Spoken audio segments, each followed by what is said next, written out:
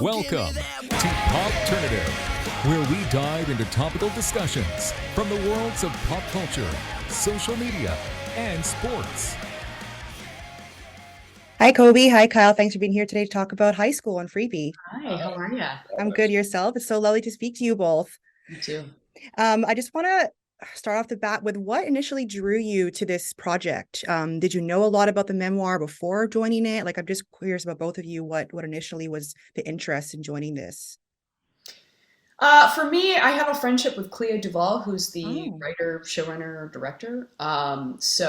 And luckily, just through begging, bribery, general just running errands for her whenever she needs, I was able to get this role and get the opportunity to work with her again and with the rest of this lovely cast and crew.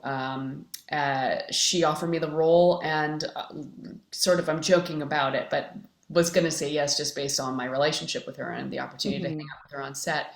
But then after reading the biography, I was just really dazzled by the story, by excited uh, to be a part of the story, to be shooting something that takes place in the 90s.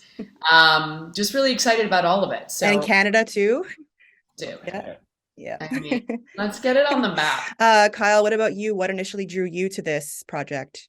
I did similar bribing and begging. I actually did But the to me, I was like, I have yeah, no yeah, I was power, like, well, Kyle. you know her, right? I stood have no outside, power. like with a stereo over my head, say anything style, playing 90s music for Clea to try to get me to do this. Yeah, I got it the normal way through my agents to take a look at and begged to meet with Clea shortly thereafter and discuss it because it was just checking every box that just the way it was written, the world that it was in, the 90s that I'm as obsessed with as anyone is.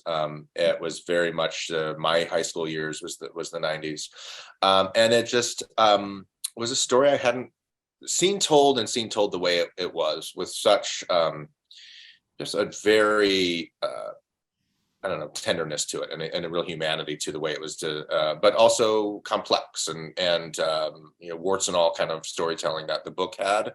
Tegan and Sara were very revelatory in the book about themselves. They did not try to paint themselves as saintly or that their journey was some sort of amazingly triumphant thing, but it ends up being that way surely because of the humanity behind it. And I thought Clea and Laura really brought that out in the scripts in really nuanced ways that were apparent pretty early. So I think, like Cobie, I early on I knew that it was something special that I wanted to be a part of. Yeah, definitely. And I'm just wondering for both of you as well. Obviously, you had the memoir as an area to start with preparing, but you also had Tegan and Sara who are part of this as well. What else went into preparing for your roles? I'm just curious. Did you meet with their parents? I'm just wondering how that went, Cobie. I haven't met her Their name is mom. Simone. Mhm. What is her real name? It was something. Right. It's different names. Yeah, let's be clear. Different name. And it was just, I think that the book gave me enough sense of the world of this woman. And also, I think from the get-go, it was like, let's take this story, but also imbue on it our own feelings and our Okay. own the tone that we want to set. So Mhm.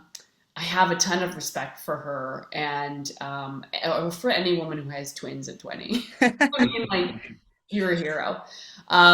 So it was reading that and talking to Tegan and Sara on set. They were around and super helpful. So discussing their relationship really and trying to understand the dynamic was the most important part. But when you're raising a teenager, there's a lot of like output on the Mhm. parents' side and not a lot back. So that was really sort of the general consensus, I think, of the world. Yeah, and because Kyle, your character is more complex as well because you're representing the stepfather role, right? So what was the preparation like on your part? I did actually. I don't have the experience of being a step parent. I don't have a lot of step parenting things that I could observe in my life. So I did actually end up asking a lot of friends who either were step parents or had step parents just a little bit about that. I think there's some obvious questions you have about where you step in as a parent, and you know, a lot of it has to do with how long that they've been in Patrick's life. And at this point, they're calling him dad. I mean, he essentially was their dad. It's so funny more when I would describe my parent myself as a stepdad, if people would be like, "Are you the evil stepdad?" People immediately go to that, which is such a I almost started getting really offended by on behalf of other step parents. Like that must be like a cliche, a stereotype that it is. That you're Cinderella, that baby. She ruined it for all step parents. Evil stepdad. I wanted to play it kind of inadvertently played it evil just because that's where I default. But no, I did find myself that was actually I thought one of the more fun and things for myself is like getting into that part. Like what Cobie said, you know, when you're playing a real person that's still alive and it didn't really necessarily, you know, asked to be part of this, you're really sensitive to that. Do they want to be talked to, you know?